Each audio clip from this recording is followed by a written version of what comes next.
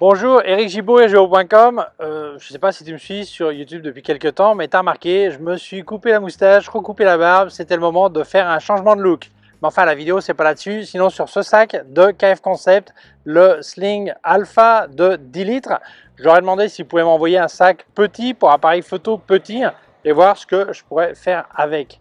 Donc, je vais t'en parler. Mais avant, je vais dire merci à mon sponsor, Arvia écoledephotographie.com, qui permet de te former à la photographie à distance. Mais je vais t'expliquer tout ça en fin de vidéo. Cependant, 3 points si tu n'arrives pas jusqu'à la fin.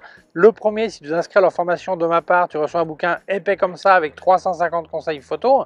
Le deuxième point, si tu voulais te financer par CPF, compte personnel de formation, et faire la formation une fois à la retraite, n'oublie surtout pas de t'inscrire avant de partir à la retraite, parce qu'une fois à la retraite, on ne peut plus s'inscrire par CPF. Et le troisième point, la loi sur le CPF a changé, mais elle n'est toujours pas appliquée.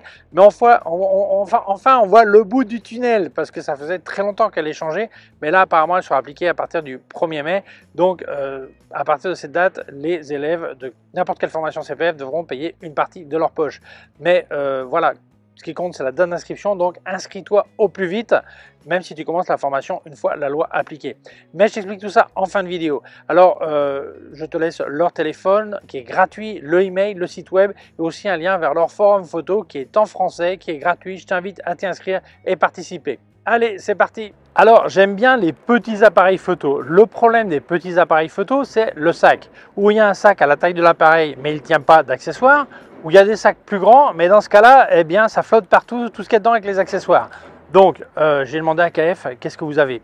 Il m'a envoyé ce sac de 10 litres et dedans, je tiens mon Fujifilm X100 Mark VI, un flash, même l'appareil 360 degrés que j'ai ici. Il tient, il a failli tomber, ok. Il tient aussi le chargeur et tout ça.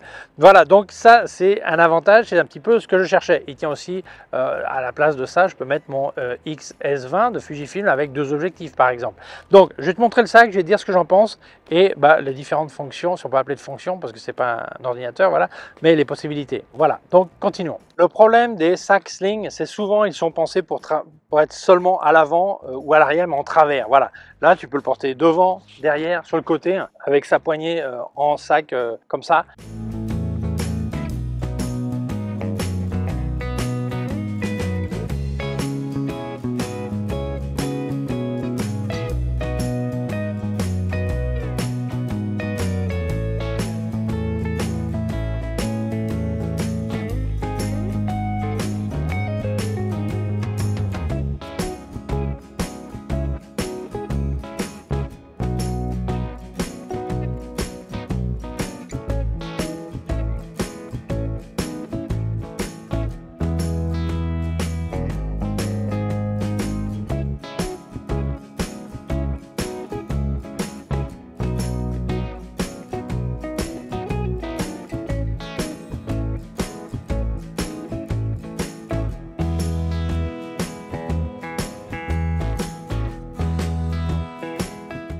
Autre chose, tu peux mettre un petit trépied ici.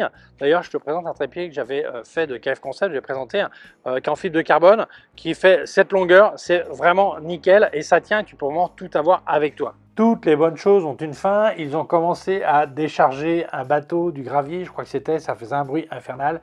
J'ai dû partir. Donc, je viens à mon refuge pour te parler un petit peu plus d'informations techniques sur le sac. Alors, si on parle de la taille, 33 cm de long sur 22 sur 15 cm, il pèse seulement 600 grammes, donc c'est vraiment pas lourd. Et très important, la qualité, c'est vraiment protégé. Protégé contre la pluie, protégé, alors ça c'est du nylon, là il y a une simili-cuir, c'est pas du cuir, simili-cuir, mais c'est vraiment de très haute qualité, tu n'auras aucun problème côté pluie, donc c'est très bien. Et aussi c'est protégé contre les rayures, trucs comme ça, voilà. Un truc que j'aime bien par exemple, c'est que la fermeture éclair principale est à double sens.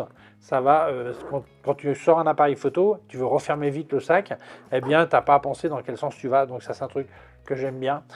C'est vrai, c'est peut-être pas compliqué d'y penser, mais enfin pour moi c'est pratique, voilà. Autre chose qui me semble très très bien, c'est les renforts, parce que le problème des petits sacs, c'est que souvent ils sont pas bien rembourrés. Le résultat, c'est qu'en fait, c'est pas comme dans un grand sac où il y a de l'espace autour de ton matériel avec plusieurs choses pour amortir, tandis que là, pas vraiment en fait. Tandis que là, il est vraiment parfaitement rembourré. C'est pas seulement la coque centrale où tu peux mettre, tu peux la plier de manière à faire 1, 2 ou 3 espaces, mais aussi les côtés, tout ça, c'est complètement rembourré et c'est vraiment très bien. Ton matos, c'est vraiment protégé. Alors, qu'est-ce que j'ai moi dans ce sac? Eh bien, là, j'ai le stick selfie de mon appareil 360 degrés. J'ai mon Fujifilm X100 Mark VI. J'ai aussi un flash senior de Godox. J'ai aussi des packs de filtres, aussi dans des étuis, voilà.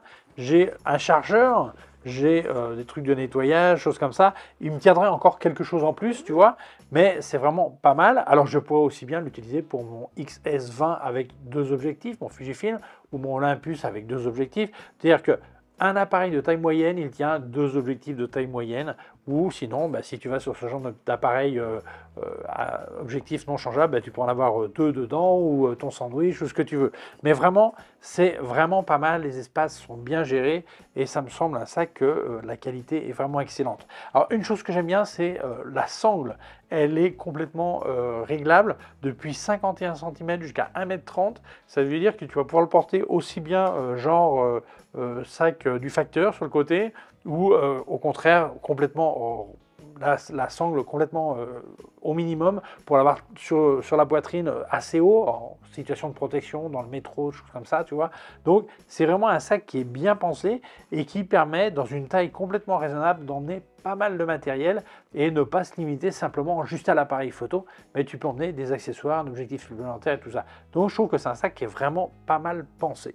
Alors la conclusion, tu peux la faire toi-même, c'est-à-dire que tu vois si c'est le genre de sac qui peut être utile ou pas en fonction de la quantité de matos que tu vas emmener. Alors n'oublions pas une chose, beaucoup de photographes avec le temps finissent par avoir 1, 2, 3, 4 sacs photos et ça me semble que ça peut être très bien comme sac principal pour ceux qui ont un petit peu de matos, mais comme deuxième sac ou troisième sac pour beaucoup d'autres aussi. Alors ce sac a un avantage quand même, c'est que la coque centrale qui te permet de faire les 3 parties, tu peux la mettre complètement à plat et ça veut dire que tu vas pouvoir, si tu pars en voyage par exemple, mettre ton sac, sortir la coque, le mettre tout plat dans ta valise et sur ton dos, en cabine, tu as un sac à dos avec tout ton matos photo, tout celui qui t'emmène. Mais par contre, quand tu arrives à l'hôtel, à destination, eh bien tu vas remonter ton petit sac et tu vas ce jour-là faire ton excursion avec seulement un petit peu de matos dont tu as besoin ce jour-là sans avoir besoin de trimballer le tout. Donc comme deuxième sac, c'est aussi une très très bonne option. Mais enfin bon, moi je peux dire que la qualité me semble superbe pour cet appareil photo ou pour l'autre Fuji, pour moi c'est nickel, c'est ce que j'utilise, donc je suis vraiment très content. Donc si jamais il t'intéresse, je te laisse un lien en description d'où est-ce que tu peux l'acheter. Mais très important, si tu achètes avant juin 2024, n'importe quel matos de KF Concept, j'ai un code qui s'appelle ERIC100K. Alors pas la lettre, mais ERIC 100K. C'était pour les 100 000 abonnés de ma chaîne. KF Concept fait une remise de 10%, donc profite du code pour acheter que ce soit ça ou autre chose chez KF. Voilà, donc je te laisse le lien en description et c'est indiqué. Et donc, voilà, merci KF de m'avoir envoyé ce sac, merci à toi d'avoir vu la vidéo, mais je dirais merci à mon sponsor Arvia, écoledephotographie.com qui permet de te former à la photographie à distance, donc par internet, mais ce n'est pas que de la théorie, il y a aussi des exercices pratiques à faire que tu montes sur leur plateforme et tu vas pouvoir avoir une réunion de temps en temps avec ton prof, qui est un prof physique, mais une réunion virtuelle. Ce sont des profs diplômés en photographie et il va te dire ce qui va pas, comment t'améliorer, qu'est-ce qui peut t'aider à devenir meilleur photographe. Donc voilà, c'est un contact continu pendant toute la durée de la formation. Alors ils ont 6 types de formation, depuis devenir, comme on dit, amateur averti jusqu'à professionnel. Et les formations durent entre 8 et 12 mois, suivant celle que tu choisis, et tu vas passer 10-12 heures par semaine. Alors certains passent 8 heures, certains passent 15 heures, ça dépend de l'avancement de la formation, ça dépend de tes connaissances au départ. Mais moi, ce que je te conseille, c'est de contacter Arvia. Le téléphone est gratuit, donc appelle-les, explique-leur ton idée, ce que tu aimerais apprendre, pourquoi tu veux te former, tout ça, pour qu'ils t'orientent vers la meilleure formation pour toi. Alors, ils te diront les possibilités de prix, quels sont les prix, tout ça, mais je peux te parler moi-même des possibilités de financement. Alors, il y a plusieurs manières. La plus connue, c'est l'autofinancement. C'est un mot très élégant qui veut dire de ta poche, tu as l'argent, tu payes. Mais t'inquiète pas, si tu n'as pas cette possibilité, il y en a d'autres. Par exemple, si tu es demandeur d'emploi, tu peux parler avec ton conseiller chez France Travail, ex-Pôle emploi, et il va te dire, voilà, tu expliques un petit peu pourquoi tu fais une reconversion, tu dis que tu souhaiterais faire cette formation et il t'expliquera les démarches à suivre pour pouvoir avoir un financement ou un cofinancement. Voilà. Après, tous les gens qui ont travaillé ou travaillent en France ont ce qu'on appelle le CPF, c'est le compte personnel de formation. Chaque année travaillée, il y a un petit pécule qui s'accumule et un jour tu peux l'utiliser pour la formation, que ce soit de la photographie ou n'importe quel autre type de formation. Mais il y a certaines conditions. La première, il faut que tu sois actif, c'est-à-dire que tu peux être au chômage, mais ne peux pas être à la retraite. Donc si tu avais pensé te former une fois à la retraite, n'oublie pas de t'inscrire avant de partir à la retraite, parce qu'une fois à la retraite, tu ne peux plus t'inscrire par CPF. Par contre, tu peux faire la formation à laquelle tu t'étais inscrit avant de partir. Autre point important, la loi sur le CPF a changé il y a déjà bien longtemps. Elle n'est toujours pas appliquée, mais apparemment on voit le bout du tunnel, puisqu'elle sera appliquée en principe le 1er mai 2024. Et les élèves de n'importe quelle formation par CPF, que ce soit photographie ou autre, devront payer 100 € de leur poche. Ce qui, pour certains, ça va sembler beaucoup, mais en fait, c'est rien du tout quand on compare avec les prix des formations en général. Donc, c'est une grosse opportunité. Mais t'inquiète, tu as encore une petite marge de temps. Si tu t'inscris tout de suite, tant que la loi n'est pas appliquée, ce qui compte, c'est la date d'inscription. Donc, tu passeras au travers. Donc, n'hésite pas à t'inscrire au plus vite, même si tu commences la formation après que la loi soit appliquée. Mais voilà, le plus simple, c'est de parler avec Arvia. Alors, n'oublie pas, quand tu t'inscris, de signaler chez Arvia que tu l'as fait par mois.